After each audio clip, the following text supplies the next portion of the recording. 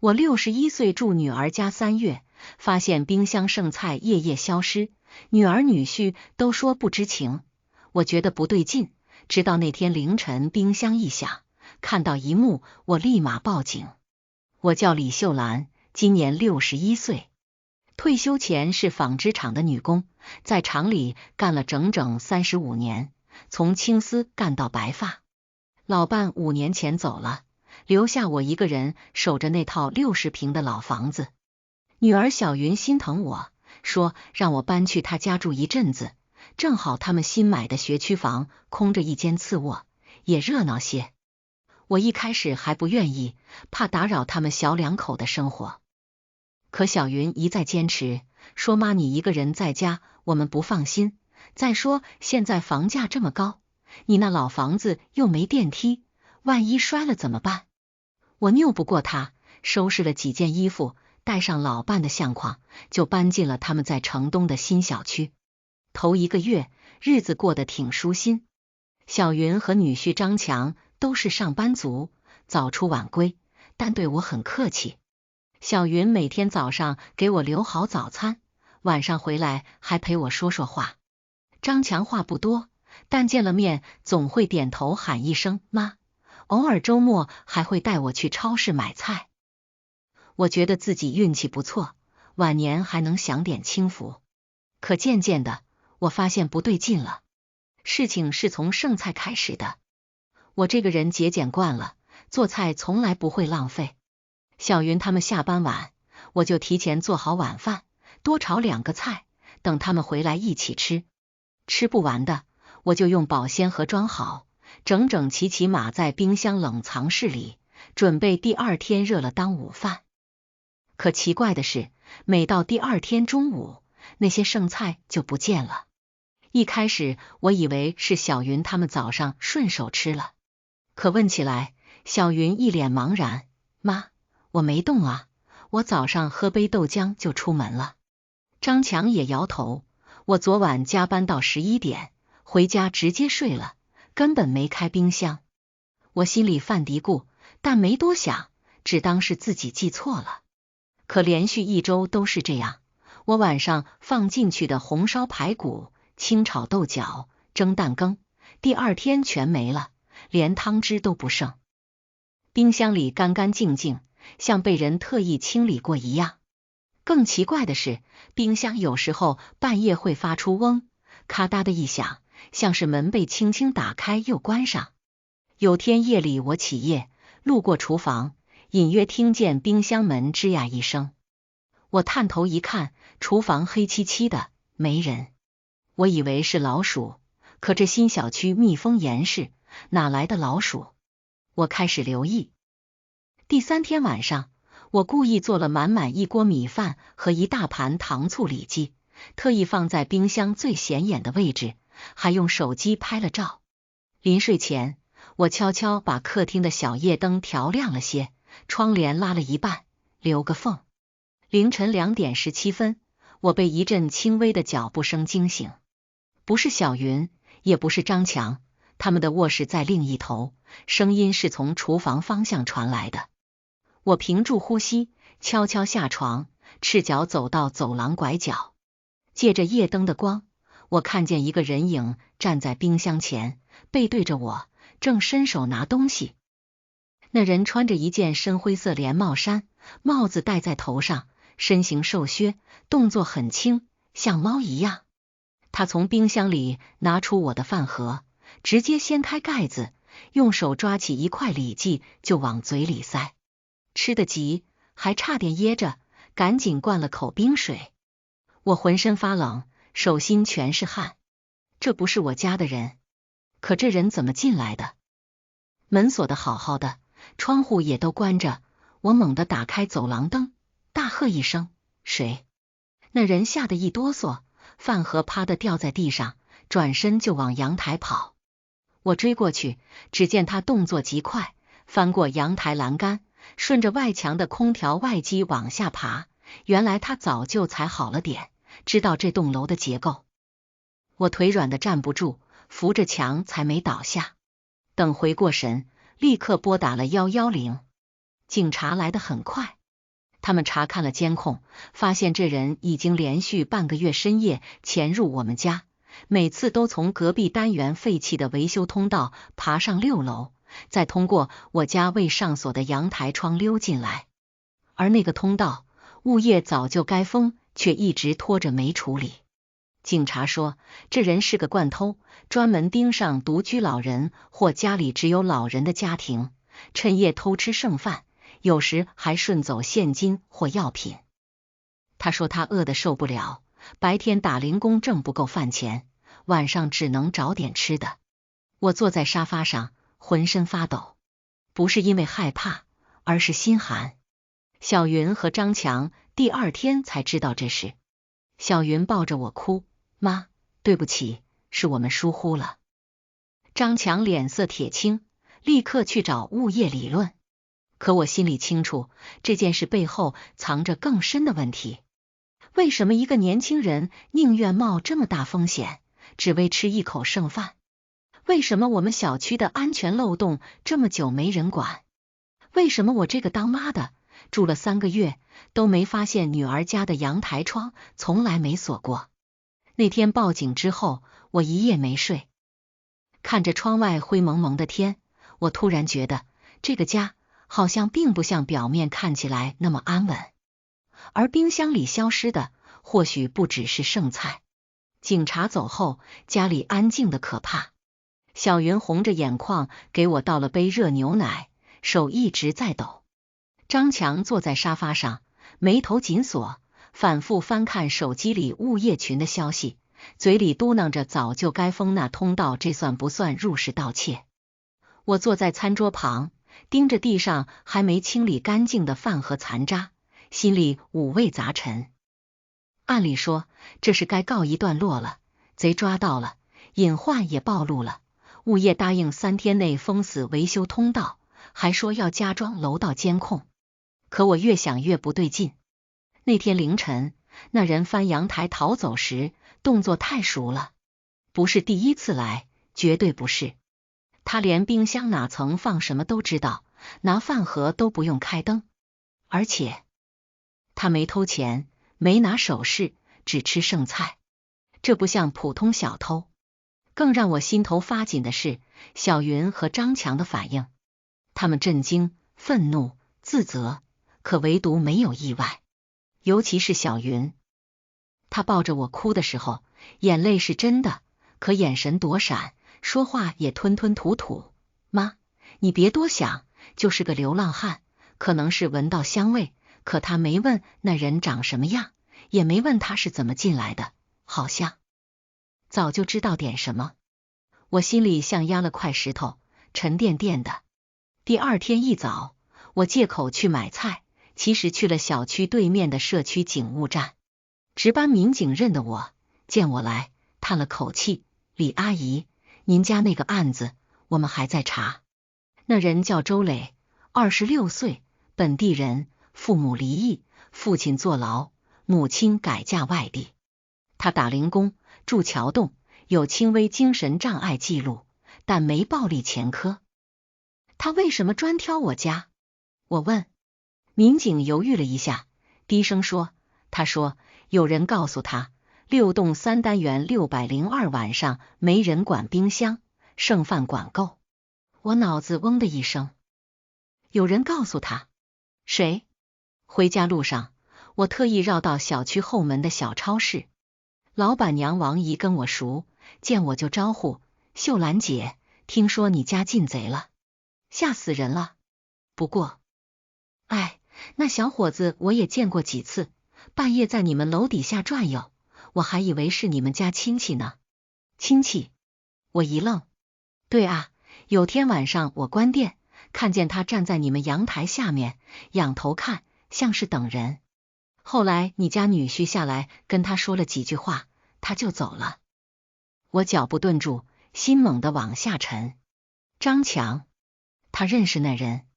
回到家，小云正在厨房煮粥，我站在门口看着他背影，肩膀微微塌着，头发随意扎成马尾，围裙上沾着米粒。他是我一手带大的，从小懂事争气，考上了大学，找了体面工作，嫁了个看起来稳重的男人。我一直以为他过得很好，可现在我忽然不确定了。中午吃饭时，我装作不经意地问小云：“你跟妈说实话，那个进咱们家的人，你以前见过吗？”她手一抖，勺子掉进碗里，溅起几点汤。没见过啊。她低头扒饭，声音发虚。王姨说，有天晚上看见张强在楼下跟她说话。小云猛地抬头，脸色煞白。妈，你去问王姨了？我只是想知道真相。我盯着她，你是不是有什么事瞒着我？她眼圈一下子红了，嘴唇哆嗦着，却咬紧牙关不说话。过了好一会儿，她才低声说：“妈，你别问了，这事真的跟你没关系，我们能处理好。”什么叫跟我没关系？我声音提高了。我在你家住着，家里半夜进人，吃我的饭，睡我的屋檐下，你说跟我没关系？他突然站起来，眼泪夺眶而出。妈，你以为我想这样吗？说完，他冲进卧室，砰地关上门。我呆坐在餐桌旁，手心冰凉。下午，张强回来了，他换了鞋，看见我坐在客厅，明显愣了一下，随即挤出笑容。妈，您休息的好吗？物业那边我已经……张强，我打断他，你认识那个周磊，对吧？他脸上的笑瞬间僵住，眼神慌乱的闪了一下，随即强作镇定，不认识啊，怎么会？警察不是说他是随机作案吗？王姨看见你跟他说话。他沉默了，站在玄关，手指无意识的抠着钥匙扣，指节发白。过了足足1分钟，他才慢慢走到沙发边坐下，声音低得几乎听不见。是我让他来的。我浑身一震。不是偷东西。他急忙解释，他以前在我工地干过活，后来摔伤了，包工头跑了，医药费都没给。他没钱吃饭，又不敢去救助站，他说那里打人。有天他蹲在我们公司门口，我看他可怜，就给了他200块。后来他总来找我，说能不能帮帮忙，所以你就让他半夜来吃我家的剩饭。我声音发颤，不是我家，是……他顿了顿，苦笑。妈，实话跟您说吧，我和小云最近经济压力特别大，房贷、孩子学费，我妈住院，我们连外卖都不敢点。您做的饭我们舍不得吃，都留着当第2天的午饭。可周磊实在饿得不行，我就让他趁我们不在的时候偷偷进来吃点剩的。我以为反正也是剩的，不吃也浪费。我怔住了，原来冰箱里的剩菜不是被偷走的，是被安排走的。而我的女儿为了不让妈妈担心，硬是把这件事咽在肚子里，假装什么都不知道。那一刻，我没觉得愤怒，只觉得心疼。心疼小云，心疼张强，甚至心疼那个在寒夜里翻阳台只为一口热饭的年轻人。晚饭时，小云出来了，眼睛肿得像桃子。我没提白天的事，只是多盛了1碗饭，轻轻放在她面前。多吃点，我说，以后妈多做点，够大家吃。她抬起头，眼里全是泪，嘴唇动了动，最后只哽咽着喊了一声妈。我没再说什么，但我知道这个家的问题远不止一个剩菜消失那么简单。而作为母亲，我不能再装作看不见了。那天晚上，我翻来覆去睡不着。窗外月光清冷，照在墙上老伴的照片上。他一辈子老实本分，省吃俭用供小云读书，临走前还攥着我的手说，别给闺女添麻烦。可现在，我不仅成了麻烦，还无意中撞破了女儿女婿最狼狈的秘密。他们不是不想对我好，是实在撑不住了。第2天一早，我悄悄翻出存折，退休金每月3200，加上老伴留下的抚恤金，卡里还有6万8。这笔钱我一直没动，打算留着应急，或者将来留给外孙。可现在我忽然觉得，钱放在银行里不会生根发芽，但用在刀刃上能救命。我没直接给钱。我知道小云的脾气，她宁可自己啃馒头，也不会要妈的钱。于是我想了个办法。早上7点，我系上围裙，开始大扫除，把冰箱彻底清空、擦洗，连密封条都用牙刷刷干净。然后去菜市场买了新鲜排骨、土鸡、山药、红枣。中午炖了一锅浓香四溢的老母鸡汤，又蒸了南瓜米饭，炒了2个素菜。饭桌上，我特意多摆了一副碗筷。小云和张强对视一眼，眼神疑惑。妈，今天怎么这么丰盛？小云问。以后都这样。我笑着盛汤，你们上班辛苦，得吃好点。剩了也不怕，我放冰箱，谁饿了谁吃，光明正大的吃。张强低头扒饭，没说话，但肩膀微微松了下来。下午，我去了社区服务中心，那里有个邻里互助厨房项目，专门帮困难家庭对接爱心餐食。我报了名，说家里老人做饭多，愿意分享给有需要的人。工作人员很感动，立刻登记了我的信息，还说可以安排志愿者定期上门取餐，避免私下接触。1周后，周磊来了，不是半夜翻阳台，而是白天穿着干净衣服，在社区工作人员陪同下站在我家门口。他瘦得颧骨突出，但眼睛清澈，见到我就深深鞠了一躬。阿姨，对不起，那天吓到您了。我让他进屋，端上热腾腾的饭菜和1碗汤。吃吧，以后想吃，提前打个电话，或者让社区的人带话。我家锅大，多一个人不多。他捧着碗，眼泪掉进汤里，却一个字没说，只是拼命点头。这是我没告诉小云，但我知道他其实察觉了。有天我晾衣服，听见他在阳台打电话，声音压得很低，妈好像知道了，但他没说破，还在帮我们兜着。我假装没听见，转身回屋，心里却酸得发胀。日子慢慢有了变化，我不再只做3个人的饭，每天多备1份，有时2份。除了周磊，我还通过社区认识了隔壁楼独居的陈伯，他中风后行动不便，儿子在外地，吃饭成问题。我把饭菜装进保温桶，让物业小哥顺路捎过去。小云看在眼里，渐渐不再躲闪。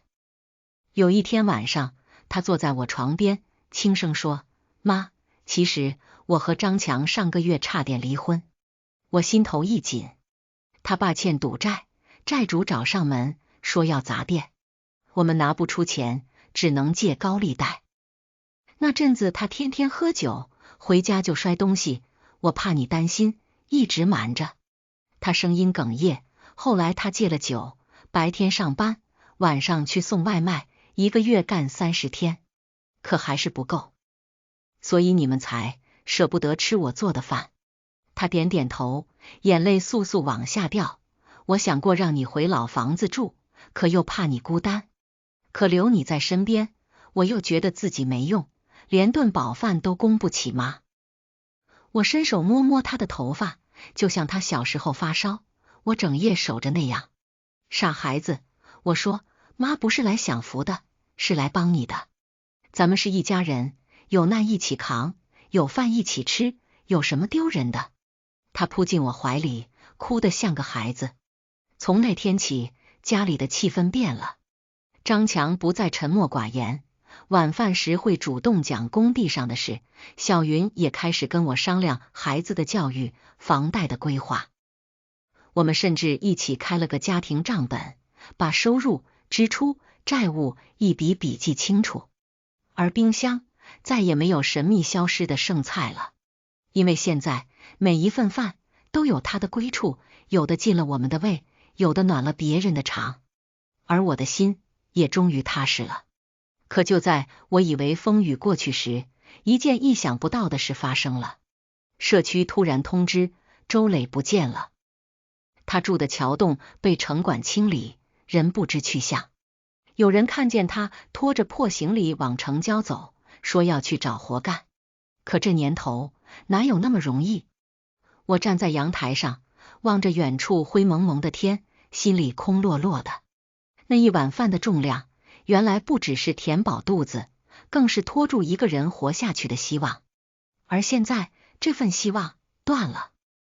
周磊失踪的第3天，我坐不住了。社区工作人员说他可能去了城东的临时工市场，那里聚集着很多打零工的人，睡桥洞，住工棚，一天挣几10块，管一顿盒饭。可那地方鱼龙混杂，治安差，连正规地图都不标。小云劝我，妈，你别操心了，他一个大小伙子，总能活下来的。活下来？我反问，靠翻别人家冰箱？靠捡剩饭？他哑口无言。其实我心里清楚，我放不下周磊，不只是因为他可怜，更因为他让我看到了这个城市光鲜外表下那些被遗忘的角落，也让我明白女儿女婿的困境并不是个例。多少年轻人背着房贷，养着孩子，照顾老人，却连一顿安心饭都吃不起。又有多少像周磊这样的人，在城市的缝隙里挣扎求生。那天下午，我换上最舒服的布鞋，带上保温桶，里面装着热腾腾的红烧肉和米饭，去了城东。工市场比我想象的还要破败，铁皮棚子歪歪斜斜，地上全是泥水和烟头。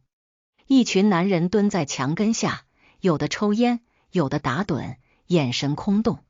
我走过去，轻声问，请问有没有人认识周磊？20多岁，瘦高个，说话有点结巴。没人理我。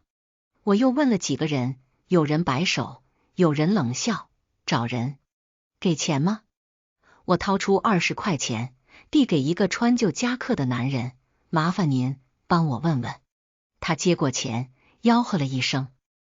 很快，一个瘸腿老头凑过来，周磊，是不是那个总帮人扛水泥，从不讨价还价的娃？他前天走了，说要去开发区工地，那边包吃住。开发区？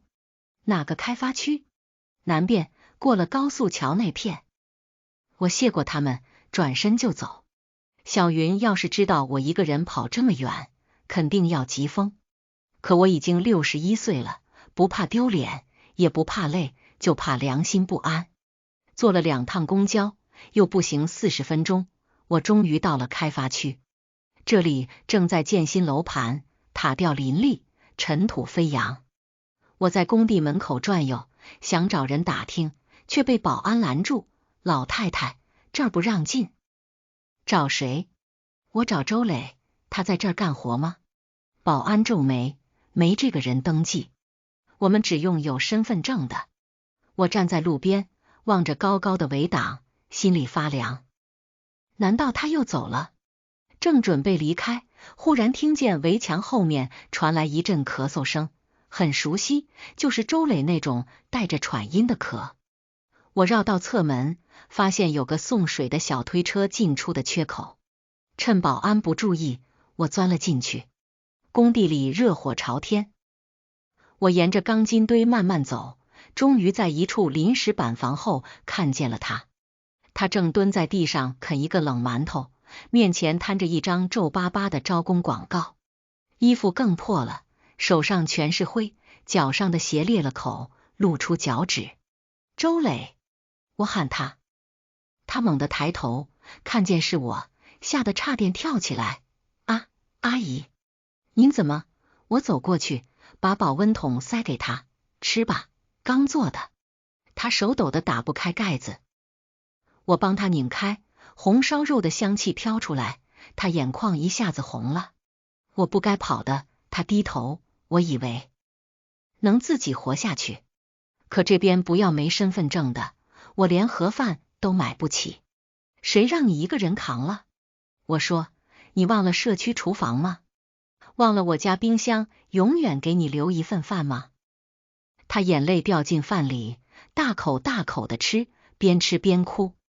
我坐在他旁边，看着远处轰鸣的机器，轻声说：周磊，人活着不是非得靠自己，有时候接受别人的帮助也是一种勇气。他点点头，哽咽着说：阿姨，我想学点手艺，不想再打零工了。好啊，我说，社区有免费技能培训，电工、焊工、家政都有，我陪你去报名。回程的路上，他一直跟在我身后半步，像个小学生。路过超市，我给他买了双新鞋，一套洗漱用品，他死活不肯要。我说，这是借你的，等你找到工作再还我。他这才收下，郑重地说，我一定还。回到家，小云果然急得团团转，见我平安回来，又看见我身后的周磊，他愣住了。我没解释太多，只说以后他住客房，白天去培训，晚上帮忙干点家务，咱们家多一双筷子而已。张强沉默了一会儿，点点头，行。正好阳台漏水，让他帮忙修修。那天晚上，我们4个人一起吃了顿饭，没有剩菜，全都吃得干干净净。饭后，周磊主动洗碗，动作麻利。小云悄悄跟我说，妈，你是不是早就计划好了？我笑了笑，哪有什么计划，就是一个老太太看不得有人饿肚子罢了。可我知道事情还没完。几天后，社区主任找上门，神色凝重，李阿姨，有件事得跟您说。周磊的身份证是假的。我心头一紧，原来他父亲坐牢后，户口被注销，他这些年一直用别人的证件打黑工，现在想参加正规培训，签劳动合同，必须解决身份问题。这得回老家办。主任叹气，可他老家在山区，路费都凑不齐。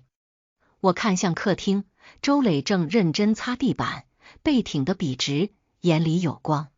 那一刻，我做了决定，路费我出。我说，我陪他回去。小云急了，妈，你这么大年纪跑那么远，61岁怎么了？我拍拍他的手，只要腿还能走，心还能热，就值得为一个人拼一次。3天后，我和周磊坐上了开往西南山区的绿皮火车。窗外山峦起伏，云雾缭绕。他望着家乡的方向，轻声说，阿姨，我长这么大，第一次有人陪我回家。我没说话，只是握紧了手里的存折。这一趟不只是为了一个身份证，更是为了告诉这个世界，再微弱的光也值得被点亮。从西南山区回来已是深秋，山里的路不好走，雨下得又急又密。我和周磊在县派出所折腾了整整5天，才把户口重新落上。他父亲虽已出狱，但酗酒成性，见了儿子只问有没有钱。周磊没多留，办完手续就跟我回城。临走前，他对着老屋磕了个头，说，爸，我走了，以后好好活。回程火车上，他睡得很沉。我看着他瘦削的脸，忽然明白，所谓家，不一定是血缘，而是有人愿意为你点一盏灯，留一碗饭。回到家，小云和张强在车站接我们。小云抱着我哭，妈，你可算回来了。张强则拍了拍周磊的肩，兄弟，培训下周开始，我托人给你报了电工班，包推荐就业。周磊红着眼点头，一个字没说，但眼神里全是光。日子一天天好起来。周磊白天去社区技能培训中心上课，晚上回来帮张强整理工地资料，周末还陪我去菜市场买菜。他话不多，但手脚勤快，渐渐成了家里的一份子。有邻居问起，我就笑着说，这是我干儿子。没人笑话我。反而越来越多老人主动加入邻里互助厨房。王姨捐了2袋米，陈伯送来自家腌的咸菜，连物业都腾出一间储藏室当临时配餐点。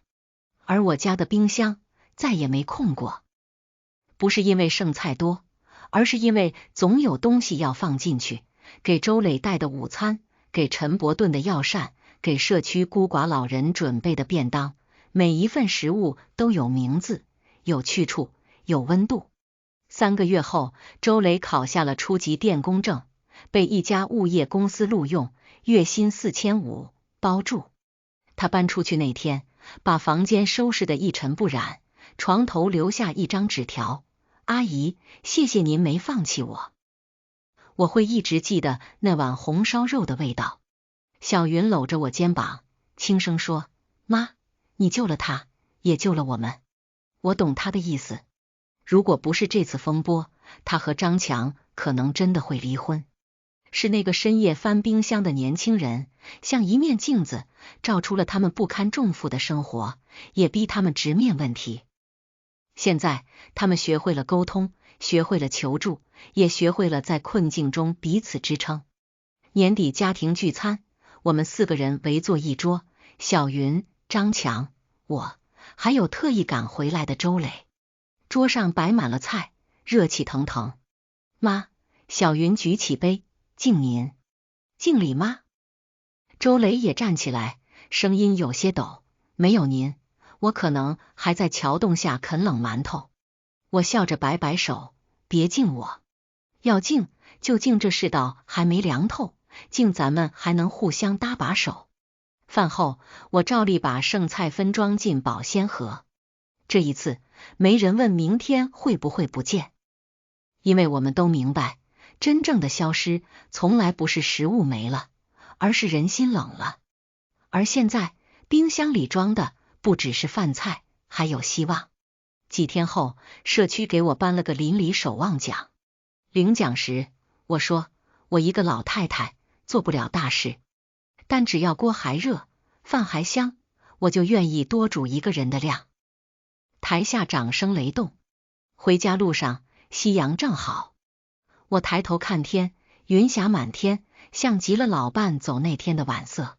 我轻轻说，老头子，我没给你丢脸，咱闺女过得好，我还多了个儿子。风轻轻吹过，仿佛他在笑。如今我依然住在女儿家，每天清晨买菜，中午做饭，傍晚散步。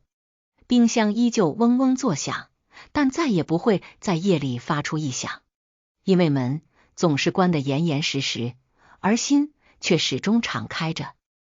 日子平静地过了半年，周磊在物业公司干得不错，上个月还被提拔为电工班组长。他租的房子离我们小区不远，每周6雷打不动回来吃饭，说是回家，其实更像是来报平安。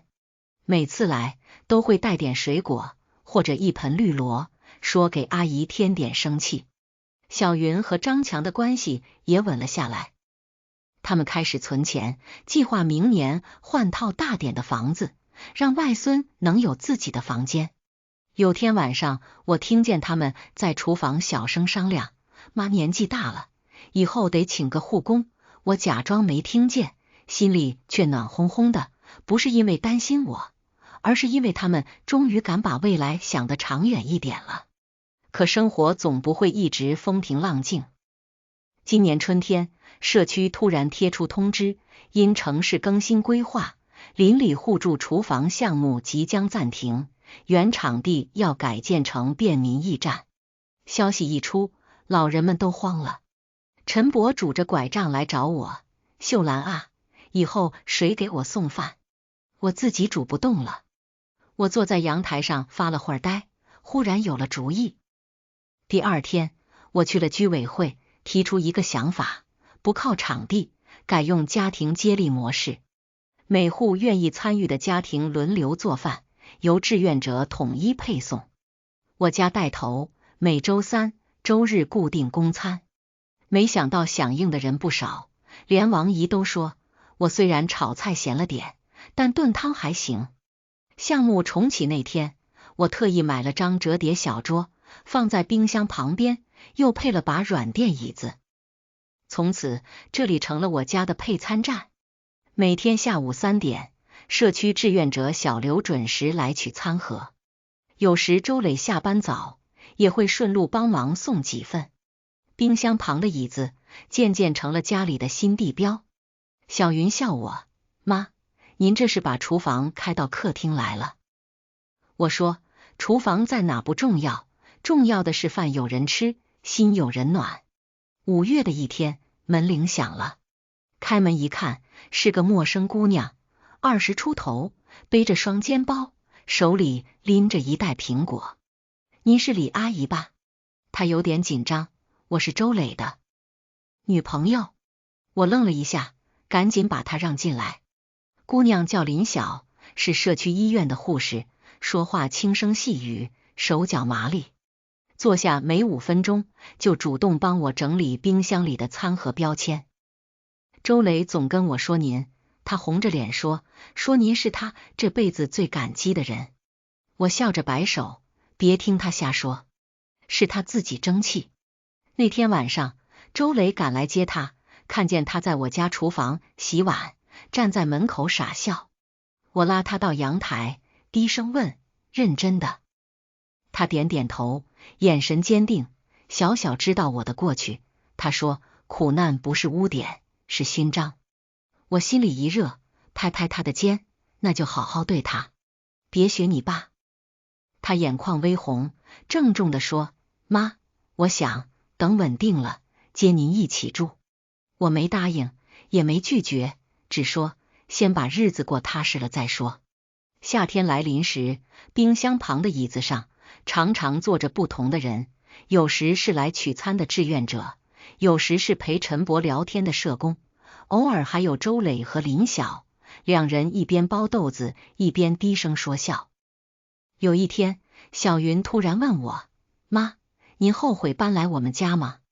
本来是享清福的，结果操心这个管那个。我看着窗外的夕阳，慢慢说：“闺女，人这一辈子哪有什么轻福？